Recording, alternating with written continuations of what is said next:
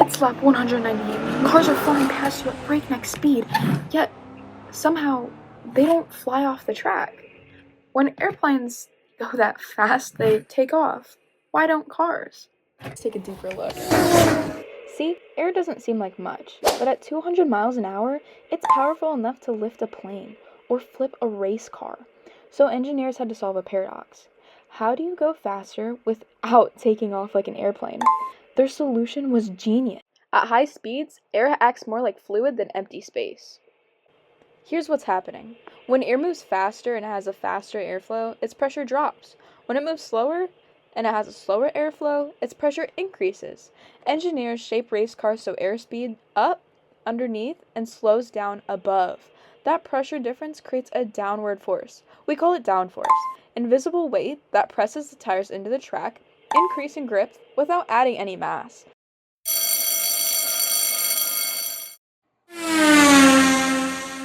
Okay, I promise I'm not messing with gravity here. I know. Crazy, right? See, that's why the car doesn't fall off of the wall. Because of downforce, which is what we just talked about. And that's why Formula One cars can go at crazy speeds around the corners and also not fall off the wall.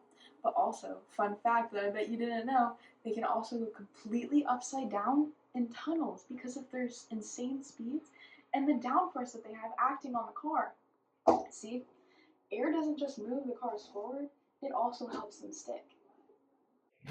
What I love about engineering is that it takes something completely invisible, like air, and turns it into control, speed, and of course, safety. Whether it's a racetrack or an everyday design, the same physics is always at work. So remember, next time you see a race car glued to the track, remember, it's not just magic, it's engineers shaping the air, one pressure difference at a time. Thank you so much for listening.